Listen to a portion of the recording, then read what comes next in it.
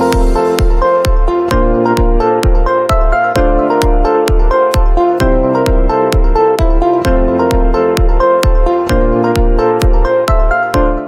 morning, good afternoon, good evening, ladies and gentlemen.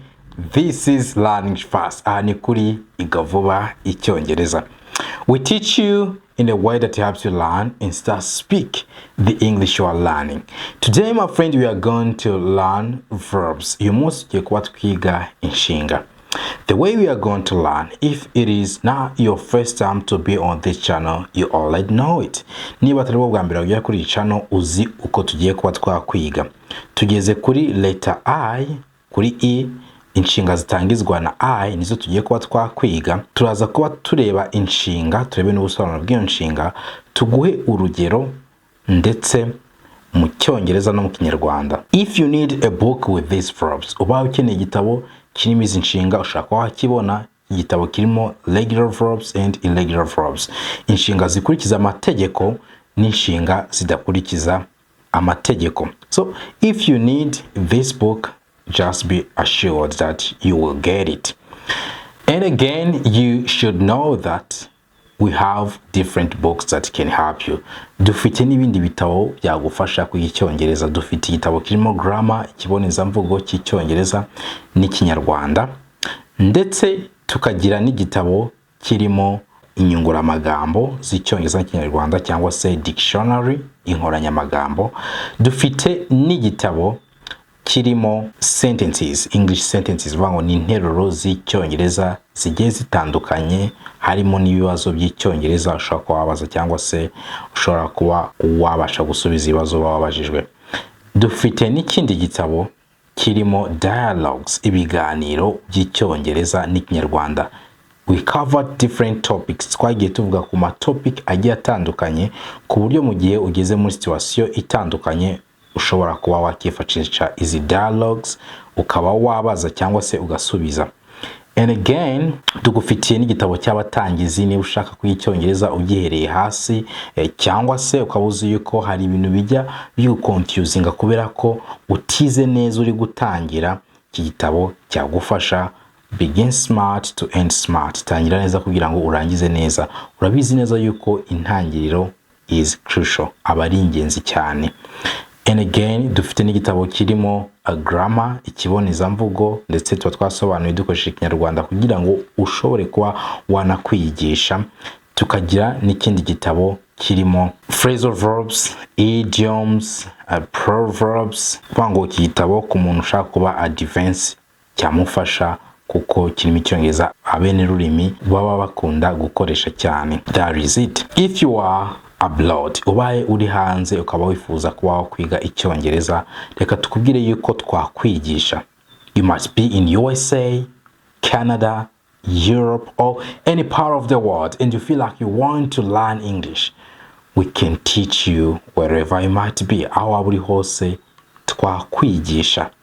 Just contact us on 078-029-3112. Waduhamagara cyangwa se ukatwandikira kuri 0780-29-3-112.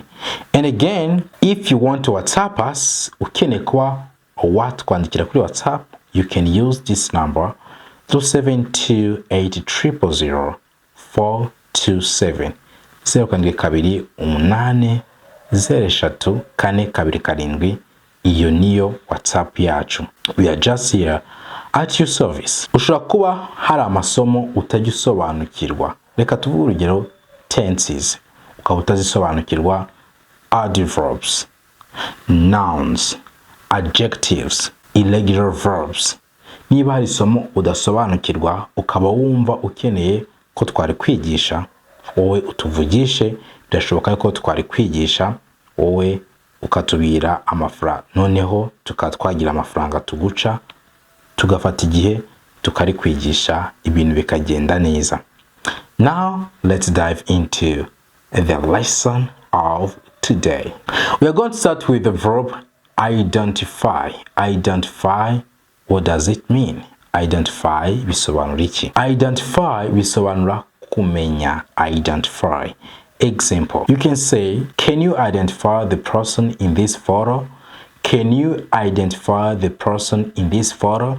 Ese washobora kumenya umuntu uri muri iyi foto cyangwa se kuba mutandukanya n'abandi bantu? Can you identify the person in this photo? That is identify. Another example, urundi rugero, you can say I cannot be able to identify the person.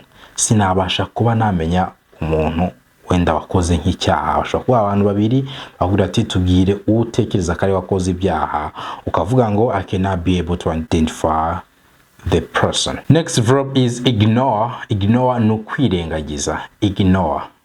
Example, you can say when I met him in Europe he ignored me. Ubwo nahuraga nawe muri Europe yaranyirengagije. When I met him in Europe he ignored me. Another example, you can say he chose to ignore the warning signs. He chose to ignore the warning signs. Yahisemo kwirengagiza ibimenyetso bimuburira. He chose to ignore the warning signs. Next verb is illustrate. Illustrate bisobanura kugaragaza. Illustrate. Rwandans most of the times they confuse R and L. R na L abanyarwanda bakunda kubyitiranya, but try to know that we say illustrate. Illustrate. Ntabwo ari illustrate, no, illustrate. Okay? Even people who are advanced English speakers in Rwanda, they confuse R and L. Then we say illustrate. Illustrate, which means kugaragaza. Example, she illustrated her point with a diagram. She illustrated her point with a diagram. Yagaragaje ingingo ye akoresheje igishushanyo. Next verb is imagine. Imagine no gutekereza. Imagine, gutekereza. Example, can you imagine what it would be to live on island? Can you imagine what it will be to live on island? Ese wabasha gutekereza ukuntu byaba bimeze umuntu atuye ku kirwa? Can you imagine what it will be to live on island? Next verb. Next verb is imply. Imply no kwerekana cyangwa se gushaka gusobanura. Imply, you can ask what does it imply? Bivuze ngo ibyo bishatse gusobanura iki, ibyo bishaka kwerekana iki. What does it imply? Next example, you can say his tone implied that he was not happy with the decision. His tone implied that he was not happy with the decision. Bishatse kuvuga ngo imvugo ye yagaragazaga ko atishimiye umwanzuro. Imvugo ye yagaragazaga ko atishimiye umwanzuro. His tone implied that he was not happy with the decision. We want you to know that if you want to learn Kinyarwanda, we can teach you. Contact us on 0728000427. Next verb is impress. Impress no kwemeza. Impress. Example, you can say her intelligence and confidence really impressed me. Her intelligence and confidence really impressed me.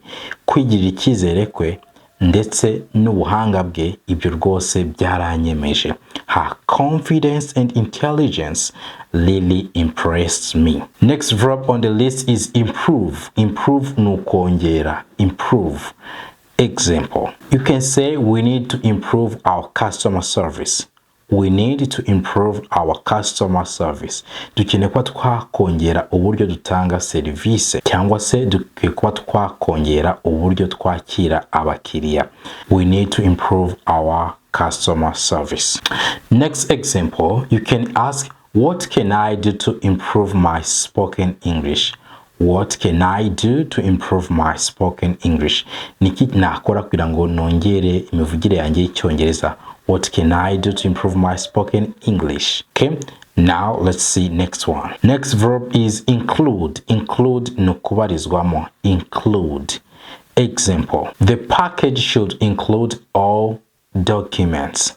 The package should include all documents. Bivuze ngo agapaki cyangwa se agapfunyika kagomba kuba karimo ibyangombwa byose. Next verb is incorporate. Incorporate no gushiramo.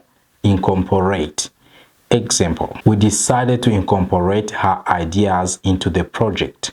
We decided to incorporate her ideas into the project. Twafashe umwanzuro wo gushyira ibitekerezo bye mu mushinga. We decided to incorporate her ideas into the project. Next verb on the list is indicate. Indicate, which means kugaragaza. Indicate. Example, the sign indicated that the restaurant was closed. Tuvuga restaurant. How about restaurant? No, restaurant.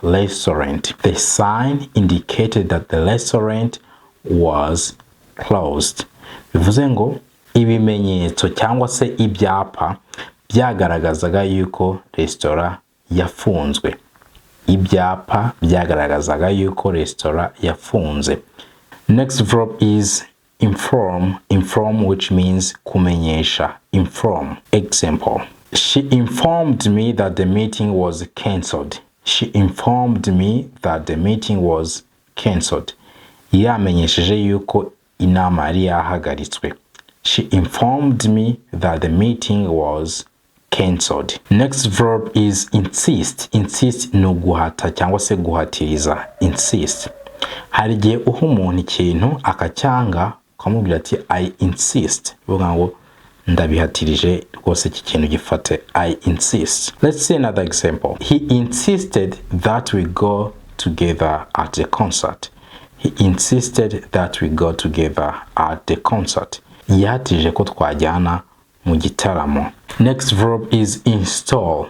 Install, it means gushyira. Install ni nko gushyira application muri telefone cyangwa se muri laptop.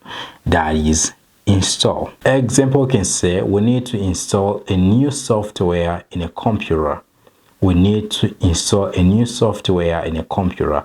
Bivuze ngo dukeneye kuba twashyira software nshyashya muri mudasobwa. We need to install a new software in a computer. Next verb. Next verb is intend. Intend ni uko ufite gahunda cyangwa se ufite umugambi wo gukora ikintu. That is intend. Okay? Intend. You can even say that means kugambirira. Intend. Example can say, I intend to travel around the world. Mfite umugambi wo kuzatembera isi. I intend to travel around the world. Another example, rundi rugero rwavuga ngo, did you intend to do it? Ese wari wagambiriye ko wabikora? Did you intend to do it? Noneho ijambo riva kuri intend ni intentions. You can use it ukavuga ngo I have no intentions to hurt you. Nta migambi mfite yo kuba nakubabaza. I have no intentions to hurt you. Next verb. Next verb is introduce. Introduce ni gusobanura cyangwa se kumenyekanisha. Introduce. Example, let me introduce you to my friend. Reka musobanurire inshuti yanjye. Let me introduce you to my friend. Next verb on the list is invest. Invest ni gushora amafaranga cyangwa se gushora igihe cyawe. That is invest. Example, he decided to invest all his money in this project. Yafashe umwanzuro wo gushora amafaranga ye yose muri uyu mushinga. He decided to invest all his money in this project. He decided to invest all his money in this project. Yafashe umwanzuro wo gushora amafaranga ye yose muri uyu mushinga. He decided to invest all his money in this project. Let's see next verb. Another example can say, I can't invest my time in this course. I can't invest my time in this course. Aya masomo ntabwo naha umwanya wanjye. Next verb is investigate. Investigate bisobanura guperereza. Investigate. Example, the police are investigating the robbery. The police are investigating the robbery. Bivuze ngo abapolisi bari kugenzura cyangwa se bari guperereza iby'ubujura. The police are investigating the robbery. The last verb, inshinga ya nyuma ni involve. Involve ni ukugira uruhare mu kintu cyangwa se kuba habaho ikintu. That is involve. Example, this project will involve a lot of research. This project will involve a lot of research. Uyu mushinga uzabamo ubushakashatsi bwinshi. This project will involve a lot of research. So this is it. If you want to learn more lessons on this channel, you can click here.